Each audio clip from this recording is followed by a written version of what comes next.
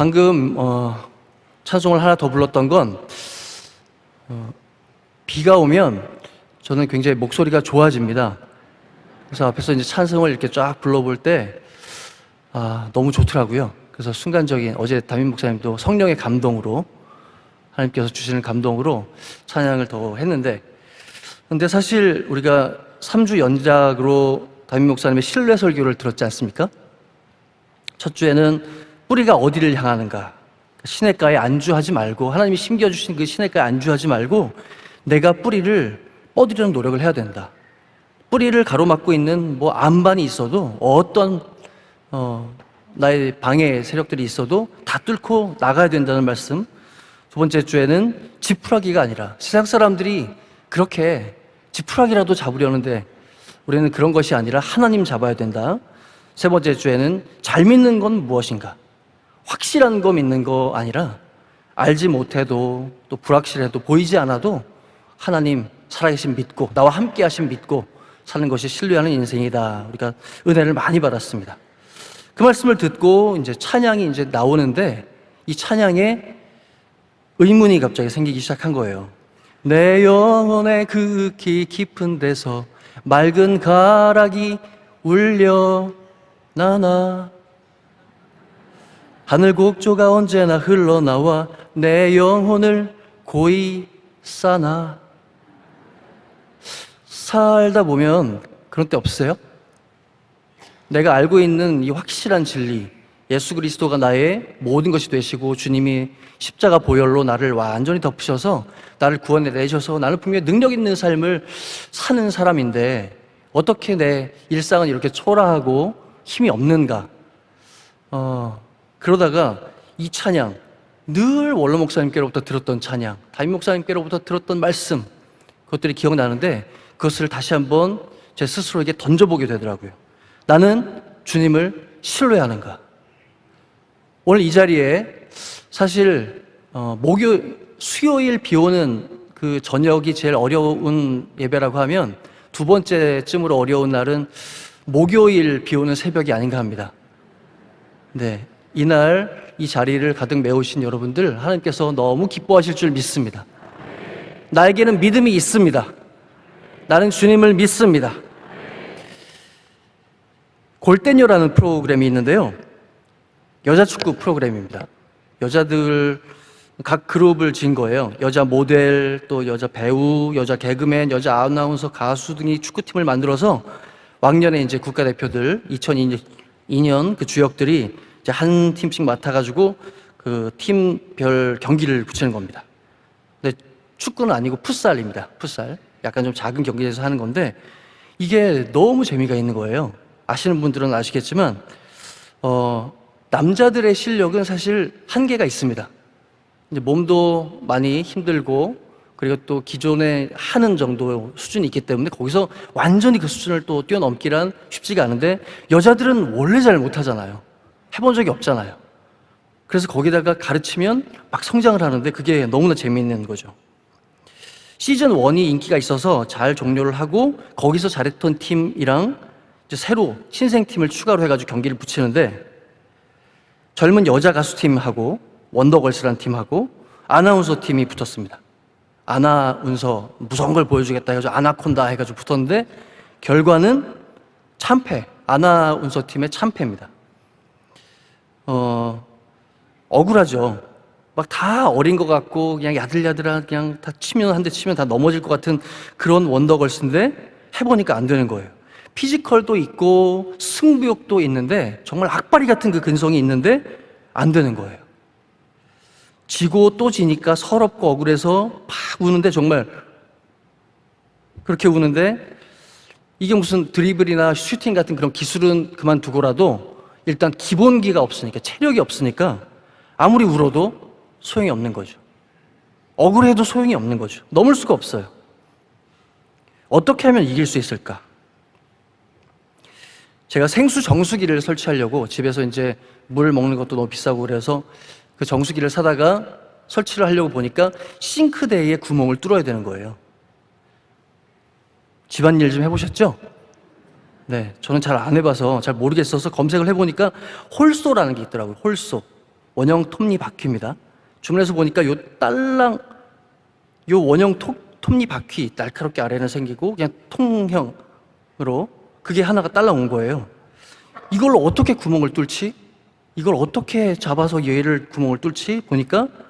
알고 보니까 이 톱날을 잡아주는, 이 원통 톱날을 딱 잡아주는 그런 어떤 기본 드릴이, 축 드릴이 있어야 되는 거예요.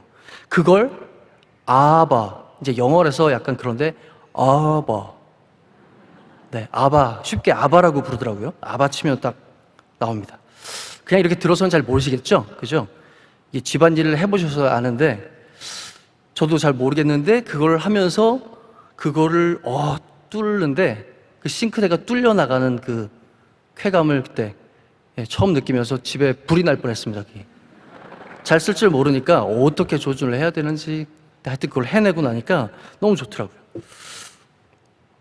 우리 인생의 무기가 무엇이 될 수 있을까요? 우리의 자녀들은 뭐가 있어야 승리할 수 있을까요? 여러 가지로 많이 준비를 해봅니다. 학벌이 필요하고, 또 건강이 필요하고, 재물이 필요하고, 부동산이 필요하고, 또 인맥이 필요하고. 그러나 이 모든 것들은 아무리 날카로운 홀소처럼 야무지게 준비가 된들 그 인생의 중심축을 잡아주는 아바가 없으면 도무지 소용이 없는 거죠. 아무리 준비가 잘 되었어도 도무지 쓸 수가 없는 것입니다. 인생의 문제를 뚫고 나갈 수가 없다는 것이죠.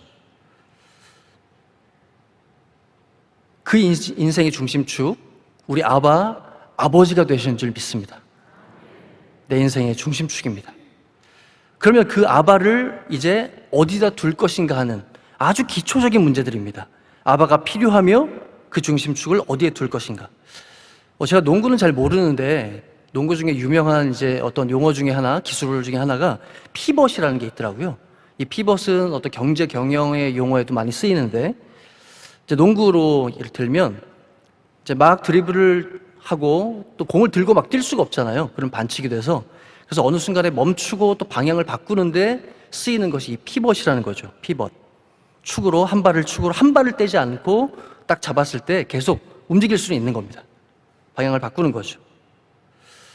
그래서 이걸 이제 경영 쪽에다가 대입을 해서 어느 다른 것들은 다 이제 그냥 두고 이렇게 저렇게 중심축을 두고 뭔가를 바꿔볼 때 그때 이제 사용하는 용어입니다. 이 피벗을 과연 어디에다 꽂을 것인가? 이 중심축을 어디에다 꽂을 것인가? 세상 사람들은 피벗을 돈에 꽂는 사람들이 많습니다. 건강에 꽂는 사람들도 많고요. 출세에 꽂는 사람, 자녀, 인간관계 이렇게 저렇게 꽂아보고 그걸 중심으로 다른 것들을 다 바꿔보지만 불균형이 오는 거죠. 잘 되지 않습니다. 제가 지난번에 어떤 집사님 댁에 신방을 갔는데 이제 집이 좀 이렇게 좁습니다. 2층에 계시는데 거기가 골목이 차 2대가 왔다 갔다 할 수가 없는 그런 동네였어요.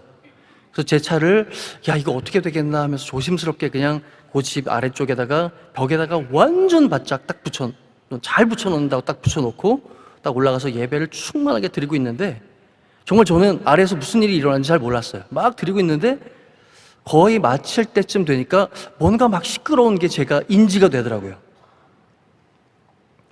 신방을 할 때 성령 충만하니까 진짜 아래에서 소리가 안 들리더라고요. 네, 저 혼자, 주변 분들은 약간 불안하셨는지 잘 모르겠어요. 그런 상황에서 이제 그게 인지가 되니까 2층에서 슬쩍 내려다 봤는데 아니나 다를까 제 차에다 대고 막 욕을 하시는 거예요.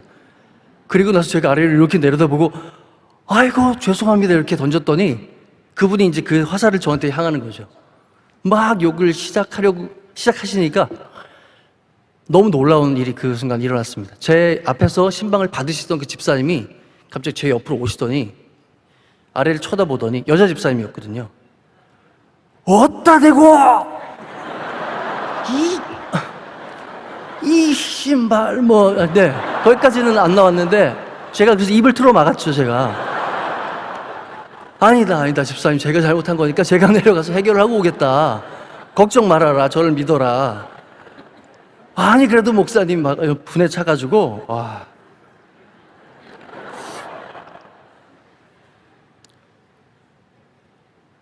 근데 그렇게 목사를 보호하는 용기가 있는 집사님이, 제가 그때 저랑 신랑 일을 했는데 주일 성수를 그렇게 어려워하는 거예요. 네, 생업이 물론 중하지만 집사님 주일 잘 지키셔야 된다. 아드님 너무 귀하지만 같이 하나님 잘 믿어야 된다. 그 얘기를 하는데 그게 참 쉽지가 않더라고요. 세상에 대해서 맞짱 뜨는 집사님의 진정한 용기가 너무 마음 가운데. 근데 집사님이 이제 진짜 하나님 딱 붙잡으면 이 집사님이 정말 교회의 기도의 용장이 되겠다. 할렐루야. 네, 믿습니다. 우리 교인들 정말 대단하십니다. 우리의 아바는 아바 하나님이 되셔야만 합니다. 믿음의 피벗을 꽂아야만 합니다. 기도에 꽂고 선교에 꽂고 교회에 피벗을 꽂을 때에 우리 인생 절대로 불균형 오지 않고 흔들리지 않을 줄로 믿습니다. 옛날에 오신주 목사님이 간증을 하셨나요? 제가 살짝 기억이 흐릿한데, 근데 그 내용은 정확하게 기억이 나는 거예요. 소설 같은 그 이야기 중에 6.25 전쟁 직후에는 이제 많은 인민구들이 잡혀가지고 미군 포로가 됐는데, 그 포로 중에는 원치 않아서 그쪽에 잡혀갔다가 다시 우리한테 잡힌 사람이 있는 거예요. 그러니까 이른바 반공포로라는 거죠. 근데 이 반공포로를 살려야 되겠는데 구분이 힘든 거예요. 어떻게 구분을 하느냐. 그래서 고안해낸 방법 중에 하나가 예수 믿는다는 사람을 골라내는 거죠. 교회 다니는 사람은 공산주의 반대하잖아요. 공산주의가 제일 먼저 교인들 잡았잖아요. 그래서 그걸 골라내는데 교인인지 뭘로 알죠? 자기가 교인이라고 주장하는 사람, 또 교인이 아니라고 주장하는 사람, 여러 가지 사람들 그 가운데 단박에 알아낼 수 있는 건 찬송을 시키는 거죠. 찬송하는 거 한 절 불러봐라. 큰일 났네요. 도무지 아는 게 없는데 죽는다니까 뭘 못하겠어요. 막 돌리는 거죠. 지난주에 이제 피택자 면접이 있었거든요. 근데 많은 질문을 할 수 있었는데 저는 장로님이 다 질문, 아주 좋은 질문을 잘 해주시고 막 떨고 계시니까 저는 딱 한 가지 질문했습니다. 찬송 한 절 불러보세요. 근데 갑자기 시키니까 생각이 안 나신대요. 네, 포로가 아니시라서 생각이 안 나시네요.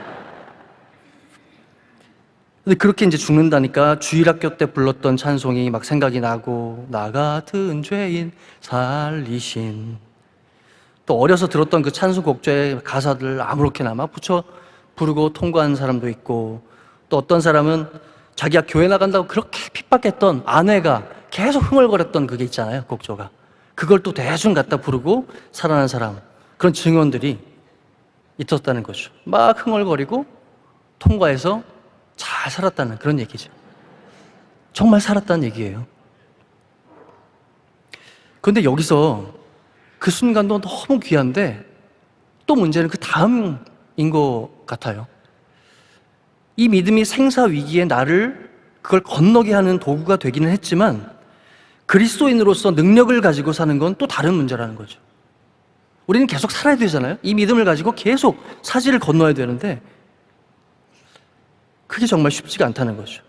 믿음으로 사는 자는 하늘 위로 받겠네. 무슨 일을 만나든지 만사 형통하리라. 무슨 일을 만나든지 형통케 하는 그 믿음.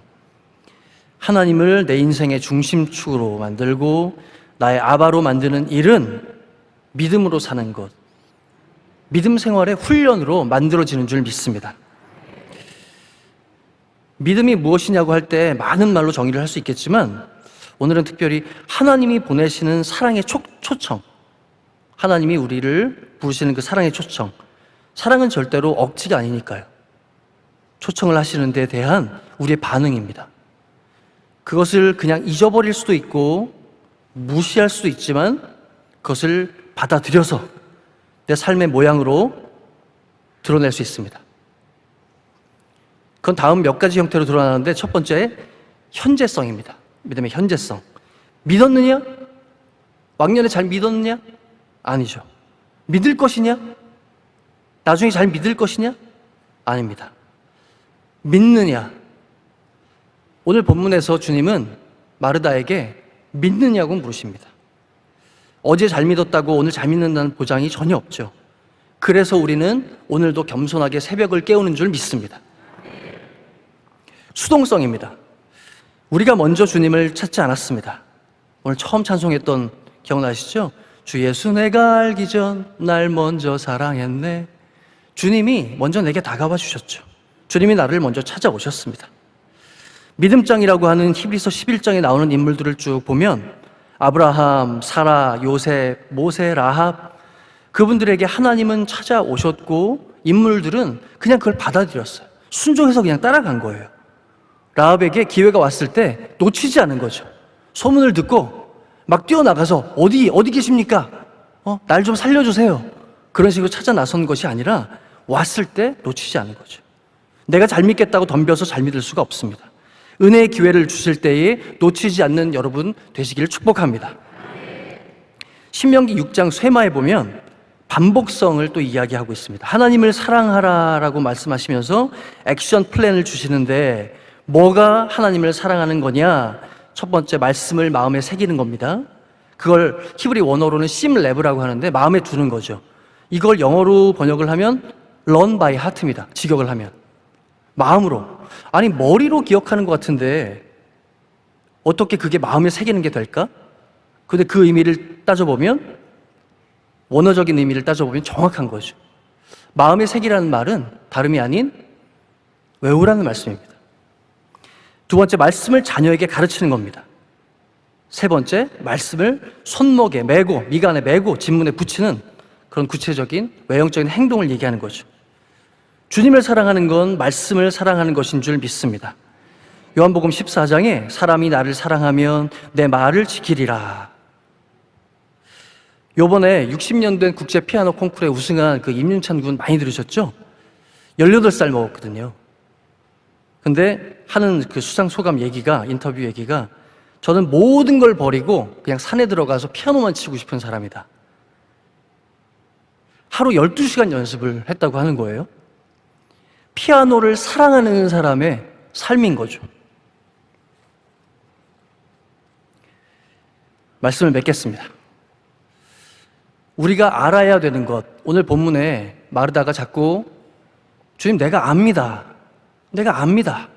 내가 압니다. 그렇게 얘기하는데 주님은 그때마다 마르다야 너 믿느냐? 믿느냐? 내가 믿느냐? 끊임없이 그렇게 질문, 되물으시죠. 우리가 알아야 되는 건, 우리가 확실히 알고 있는 건 하나님 약속의 말씀이잖아요. 그런데 이게 없으니까 자꾸 아는 것 같은데 그걸 믿지 않고 그걸 믿음으로 붙들질 않으니까 자꾸 다른 세상 지식, 내게 먼저 치고 들어오는 그 지식을 붙잡고 쫓아다니게 되는 거죠. 어떤 집사님이 아들이 이제 본인 마음에 조금 석연치 않은 그런 여자친구를 만난다고 하니까 점쟁이를 찾아간 거예요. 그래서 사주를 보고 와서 아들한테 얘기를 해준 거예요. 야, 니들 사주가 안 좋대더라. 그 얘기를 해줬더니 아들이 하는 얘기가, 아들은 교회 잘 안 나오거든요. 근데 아들이 아니 교회 다닌다는 엄마가 점을 보고 오는 게 말이 되냐, 그렇게 얘기하고 집을 나갔대요. 믿지 않는, 하나님을 잘 모르고 그런 사람들도 우리가 어떻게 살아야 되는지를 알고 있습니다. 우리는 믿음으로 시작한, 성령으로 시작한 사람들이기 때문에 믿음으로 마치지 않으면 부끄러움을 당할 겁니다. 그러나 걱정하지 마십시오. 우리가 약한 그 모든 것을, 어제 우리 담임 목사님 말씀을 통해서 우리 너무 많은 은혜를 받지 않았습니까? 우리는 주님과 친구되고 우리는 주님과 한 팀인 줄로 믿습니다. 우리는 반드시 승리하는 팀이 될 줄로 믿습니다.